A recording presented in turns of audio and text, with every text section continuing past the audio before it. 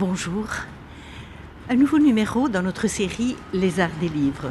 Nous avons le plaisir de rencontrer Armand Rion, un écrivain que vous connaissez probablement déjà et qui va nous parler de son nouveau roman. Bonjour Monsieur Henrion. Ça va bien? Très bien. Et vous-même? Mais je me demande quel bon vent vous amène parce qu'il est énorme ici. Ah oui, ici le vent nous a amenés ici Oui. précisément. Mais nous avons le soleil. C'est super, nous avons le soleil et vous nous avez donné rendez-vous ici, Monsieur Henrion, à Anvers et plus précisément dans le port d'Anvers pour nous parler de votre nouveau roman. Vous pouvez nous dire pourquoi? Oui, c'est un peu émouvant que je sois ici parce que j'ai écrit le premier livre, Belle garde les promesses, avec ce fameux personnage d'Adèle qui s'en va à un moment donné, quittant tout pour aller, je pense, retrouver autre chose ailleurs, bien loin de là, au début du XXe siècle. Et c'est très probablement à l'endroit où nous sommes ici qu'elle a pris le bateau, le Mont Rose, bateau gigantesque pour elle, qui nous semblerait nous petits, devait être amarré juste ici, devant, et c'est ici qu'elle est partie, quittant tout pour toujours. Adèle reporta son attention sur le large. Le navire avançait maintenant par l'énergie de ses propres moteurs. Cela procura à Adèle deux sensations qu'elle n'oublierait jamais. Le sentiment d'une vitesse indomptable, d'une part, et d'autre part, l'impression que les bords de la Terre, désormais réduits à une simple différence entre deux couleurs, estompaient leurs contours comme les lignes mourantes des visages qu'elle tentait vainement d'évoquer au fond de sa mémoire. Debout sur ce plancher tremblant, elle quittait sa première vie pour toujours.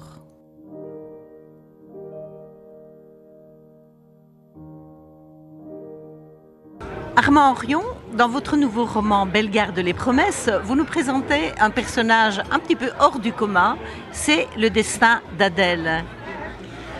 Oui, Adèle prend beaucoup de place dans ma vie depuis maintenant quelques années. Je pensais que ce serait un livre, c'est presque trois qui sont, pour ainsi dire, écrits.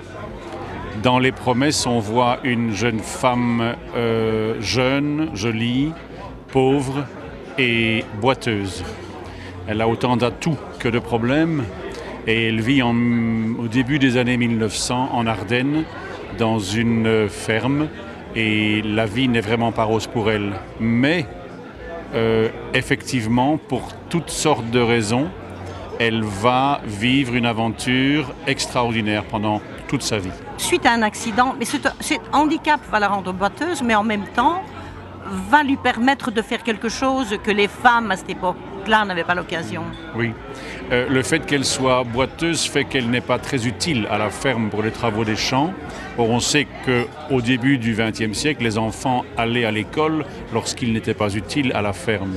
Elle, par contre, va pouvoir rester à satiété à l'école, suppléer la maîtresse et se construire une réelle, on dirait une littératie dans le monde moderne, une capacité de lire et d'écrire assez peu commune.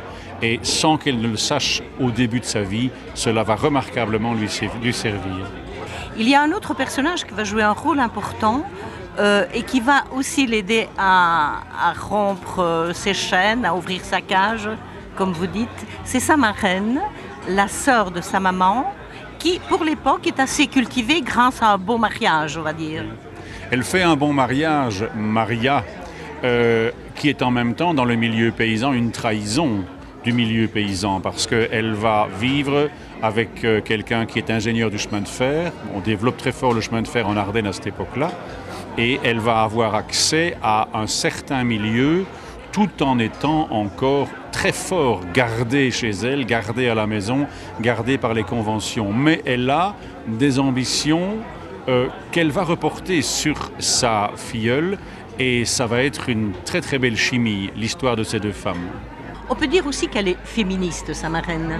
Oui, le mot n'existe pas encore à cette époque-là, mais très clairement, elle rue dans les brancards. Elle a des contacts d'ailleurs dans le centre du pays qui font qu'elle sait que d'autres femmes commencent à vivre différemment. Simplement, pouvoir avoir de l'argent à soi, pouvoir retirer de l'argent à la banque dans des petites coupures, mais quand même, des choses avancent et il y a des femmes en Belgique qui commencent à vraiment casser le moule.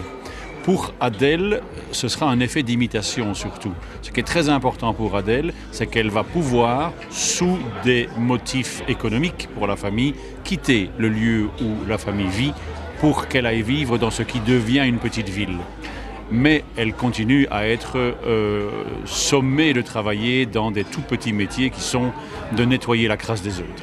Sa vie, ça ne va pas se réduire à être femme de ménage. On peut dire que Adèle est déjà ambitieuse quelque part dans sa tête. Oui, elle sait qu'elle a un début d'excellence dans au moins un art qu'elle chérit par-dessus tout, c'est la couture. La couture, ça peut être simplement ravauder les chaussettes des hommes, mais pour elle, c'est créatif. Et elle va, et c'est quelque chose qui va soutenir son personnage dans l'ensemble de la trilogie, elle va se réaliser, parfois de manière un peu désespérée, dans l'art de la couture, dans l'art de la mode, dans le fait de construire des habits et d'obtenir une reconnaissance sociale par rapport à ça.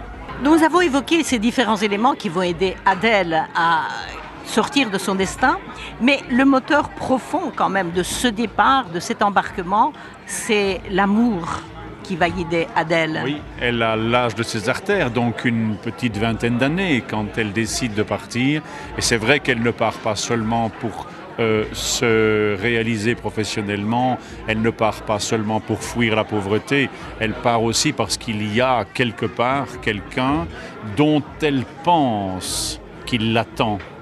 Et elle vit cela avec une ardeur d'autant plus désespérée que la pauvre, avec le handicap d'être boiteuse, elle joue serré, étant donné que lorsqu'elle est dans une charrette à bras assise, les hommes ne voient qu'elle, et lorsqu'elle se met à marcher, ils ne la voient plus.